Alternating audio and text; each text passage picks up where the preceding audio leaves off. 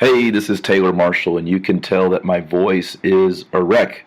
Our kids have had a sore throat after Christmas, and I seem to be coming down with it, and my voice sounds really strange on the radio. So instead of doing a full show and leaving you to listen to my odd voice, I'm going to put up a interview that Jennifer Fulwiler did with me about a month or two ago on her radio show on Sirius XM, and she's a great blogger, a great author. Her book, Something Other Than God, is awesome, and her blog at conversiondiary.com is incredible. And we talked on Sirius XM about the coming revolution in education, the coming revolution in Catholic education. So if education is something important to you, as it is to me, I think you'll really enjoy this interview on Sirius XM between Jennifer Fulwiler and myself. Thanks for listening. God bless. Oh, and one more thing. Please pray to Saint Blaise that my voice gets better. All right, here it is, episode 59. Bye. Welcome to the podcast of the Jennifer Fulwiler Show, courtesy of the Catholic channel on Sirius XM 129. If you want to listen to more of the Jennifer Fulwiler Show, subscribe to Sirius XM and tune in on Thursdays at 1 p.m. Eastern to the Catholic channel, Sirius XM 129. I am thrilled to introduce you to my guest today. He is a brilliant scholar. He is an author. He is a speaker. He actually used to be an Episcopal priest and is now a convert to Catholicism. His PhD dissertation was on the topic of Thomas Aquinas on natural law and the twofold beatitude of humanity. I read a book on Thomas Aquinas once, so I'm obviously going to be able to really dialogue with him about that. Anyway, you can find out more about him at taylormarshall.com. That's Taylor, and then Marshall, Marshall. Taylor Marshall, welcome to the show. Hey, Jennifer, it's great to be here. How exciting. Yes, I'm so thrilled that you're here, and I am so thrilled to talk to people about this new initiative you've done, the new St. Thomas Institute. What I was saying earlier, I'm very interested in the future of education. I am excited to see all the changes that are occurring in the Western education landscape. And I am particularly excited that we have a faithful Catholic who is on the cutting edge of this great upheaval that is going on, in which our society is rethinking what does it mean to get a higher education. So, Taylor, tell us, what is the new St. Thomas Institute? Well, for a number of years, I was getting lots of email inquiries from the blog and podcast. People ask me, I want to study theology. Where do I go? And there's the obvious, choices like Steubenville and Ave Maria and Christendom, Thomas Aquinas, etc. But a lot of these people were, beyond the college age. Maybe they're in their 30s, 40s, 50s, 60s, 70s. They don't really want to move to a different state.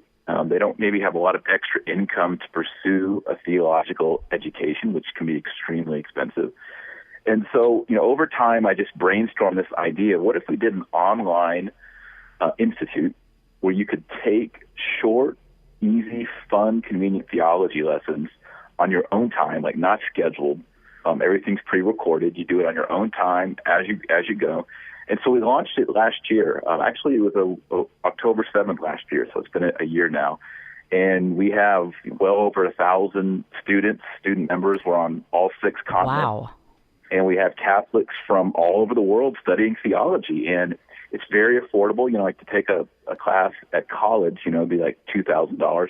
And we start at $25 a month. So our tuition is super low.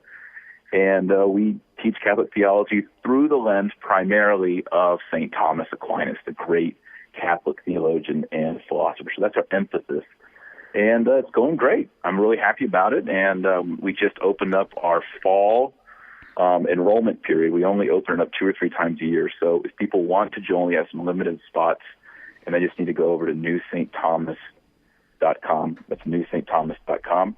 Saint is spelled out, and they can enroll today, and we'll close enrollment next week. So it's kind of just a little time to get in if you want to do it. That is so exciting, Taylor. Taylor Marshall joining us here on the Jennifer Fulwiler Show. And Taylor, I have checked out these courses that you offer by video, and one of the things I love is that you are clearly very intelligent.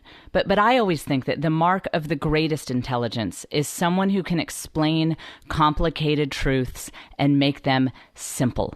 Because sometimes I'll read stuff by these theologians, and it's like you reread the same sentence 5 times or listen to the same sentence 5 times, and I'm like, what is, I need an English translator. What is he saying? So Taylor, I actually have a clip. I want to take a listen to a short clip from one of your videos so that we can hear this insight of, you're explaining something about, one of the attributes of God, and just how simple you make what is actually a very difficult concept. So let's take a listen. Thomas Aquinas says that God is omnipresent, which means God is everywhere. So he asks the question, is God limited by a location, right? Is God only in Jerusalem? Is God only in heaven? And the answer, of course, is no. He is present everywhere. Now, you may say, well, what about when Christ was walking the earth? He was God. Wasn't he limited? He was limited there by his human nature, but his deity, right, his divine nature, divine essence, was in fact omnipresent, right, because he is God. I love that, Taylor. This is actually a really huge concept that you're talking about. But it's so simple that, while I was listening to this the other day, sipping my coffee, the kids running around and having to interrupt every, 5 minutes to say, yes, you can have the goldfish crackers for dinner. That's fine. And even under those circumstances, I could understand this. So that's newstthomas.com is the website, and saint is spelled out. So Taylor, tell me, what are the subjects that people are most hungry for? When your students are coming to you and saying, I want to be able to address this, I want to know more about this. What are you hearing from them is the big thing that's on people's minds? So there's 3 big topics. The first one is there's just a lot of people who want to study Thomas Aquinas' theology and philosophy, whether it's the demonstrations for the existence of God, if it's transubstantiation, what's the difference between substance and accidents, what does Aristotle say about that? So kind of just that general Thomistic Thomas Aquinas. They want to go deeper in their Catholic faith, and they know that's the way to go. But the other 2 are Mariology, so we do a lot of studies on the Blessed Virgin Mary, and Catholics are very interested in that. Of course, they're always being challenged every day on these questions about Our Lady, so those are also very popular, those courses. And then also atheism. And I don't know if your listeners know, but you're a fellow of the New St. Thomas Institute. We're going to get you in an interview one of these days to talk about atheism, because that's your background as well. But, we've done some interviews with Brandon Vaught, who's done a lot in that area as well.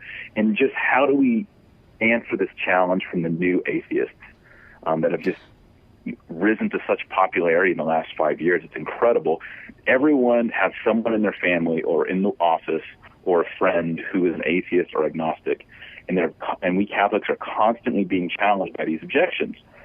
And so we're finding that more and more people in the New St. Thomas Institute have questions on how can I, as a Catholic, give a reasonable, respectful, and respectable answer to my family and friends who are not believers, and hopefully win them back to the faith, or at least a decent defense. Taylor Marshall joining us here on the Jennifer Fulwiler Show. So, yeah, Taylor, the people that I know who subscribe to your new, who are students of your New St. Thomas Institute, very often what triggered them to seek you out and to become students is that they had a loved one who was challenging them. And like me, they might have realized, my own formation here was weak. I don't know the answers, and I'd like to know more. I mean, the Catholic Church has lots of amazing stuff in it. Where do I begin? So I'm so excited that you've created these courses that anyone for just a few bucks a month can get the education that they might not have had in their background. Now, one of the things, I think a couple things are interesting. One is that there are no exams, no notes. I think that's great because honestly, my life is crazy. I can't be taking tests right now. So I think that was a really smart move.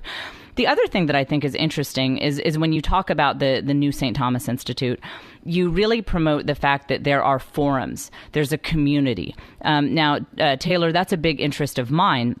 this idea of community, that we're hungry for community, that many of us who are trying to live our Catholic faith can often feel alone, sadly, sometimes even at the parish level. You look around and maybe don't feel like everyone's quite on the same page. How has the reaction been to having the community of the new St. Thomas Institute? It's interesting. This is something that I didn't foresee and didn't plan, but as it's grown and we have people all over the world, we have a community and we have these small groups that are coming up. We can create small groups of people, let's say homeschoolers or Dominicans, priests. We have a lot of permanent deacons. So we have these small groups in which people can participate and they kind of get to know each other. And of course, it's not like, being in the same room with each other, but there's common interests. They have questions and we get into these dialogues.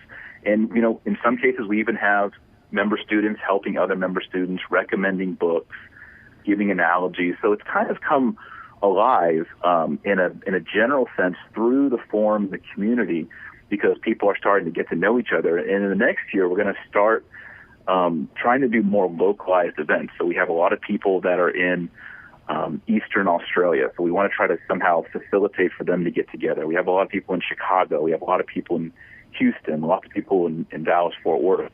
And figure out a way that we can get these people together once a year, once a quarter, to continue this great conversation as we're learning theology and growing closer to our Lord. Taylor, I really encourage you to push for those local meetings because in the previous segment, I was talking about being out on this book tour and talking with just, people on the street, talking about what it's like being a Catholic in the world today. And I just saw this great hunger for in-person connection, that the online connections are good and they're a very solid place to start. But they were saying, ultimately, I go home to my neighborhood. I'm the only Catholic, 5 miles. So I think that is so important to get those, flesh to flesh, those incarnational connections. So let me ask you, Taylor, you have 7 children, is that right? Yep. So you're obviously, getting a great education is really important to you. And something that I often hear, that I'm sure you hear, I have 6 kids, you have 7. I think a question that you probably hear a lot is, how are you going to pay for all those kids to go to college? What, as we're on this new wave of rethinking education, what are you thinking for your kids? I mean, first of all, is it important to you that every single one of them gets a college degree? And do you think they will all go to traditional brick and mortar universities? Or do you see them doing things more like something along the lines of your new St. Thomas Institute as an alternative to college? What are your thoughts, Taylor Marshall, on your children's college educations? Well, this may shock the listeners. I think we are on the cusp of a giant educational revolution. I think that and I'm not the first one to come up with this, but I think we're in a situation that's similar to just maybe 10 or 20 years before the Protestant Reformation happened, because it's an analogy, and we may not like it as Catholics, but I think it does hold.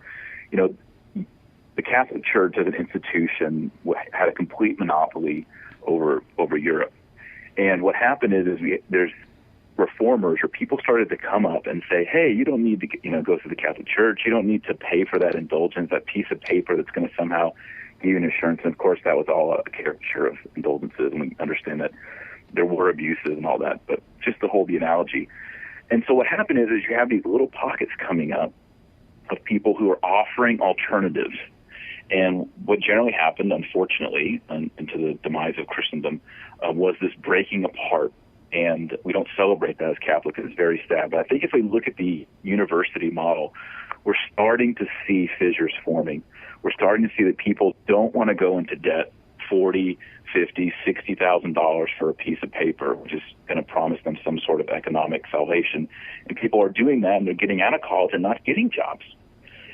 They're spending 4 years and lots of money, and sometimes even more, for master's degrees. And they come out, and it's not necessarily preparing them for the life that they expected. And so I think what we're going to see are reformers or people on the fringes who are saying, hey, I am the best Civil War historian in the world. I can offer you some classes through the internet. I think the internet's going to be what happens. It's not going to have the same personal element of sitting in the classes, but you and I both know, when you go to History 101 at these big state colleges, I went to Texas A&M, there's like 300, 400 people in the auditorium. It's That's huge, right. So I was in a 550-person class at one point. Yeah, so, and you're paying a lot of money for that class. Why not pay 1/10 of that, take it online, sit in your comfortable couch and drink your coffee, and get the same information for a lot cheaper and a lot more easy? I think we're going to see this all over the place. I don't think universities are going to go away, but I do think people are going to start looking for alternatives, and alternatives will be offered in the next 10 to 20 years, which kind of is our kids' range. That being said, I think there is something great about the traditional university model, and I would like to see all my kids to go through that process. And how would I pay for it? Well, I'm a professor, so I probably could get it free somewhere as long as I taught there. That's my strategy. All right. Well, Dr. Taylor Marshall joining us here on the Jennifer Fulwiler Show. Well, Taylor, that is fascinating, that analogy to the Protestant Reformation. That's, as my husband teaches sometimes at a business school. They're also starting to ask questions about what is a business school for? Are these student loans that everyone's racking up worth it? And I think that you have really nailed the fact that it's like feeling the earthquake. I mean, upheaval is coming. Something big is about to happen. Well, thank you so much for joining us. And just briefly, could you summarize again, where can people find the new St. Thomas Institute? And I know you have some kind of special going on. If you could just let folks know what's going on with that. Sure. We have a special right now. I think it's about 40% off tuition, which is already low as it is.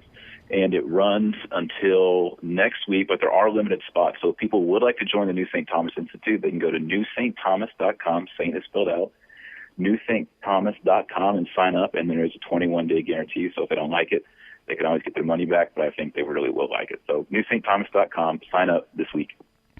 Dr. Taylor Marshall, thank you so much. This has just been a fascinating conversation, and we're going to need to have you back again to continue speculating on what's going to happen with education.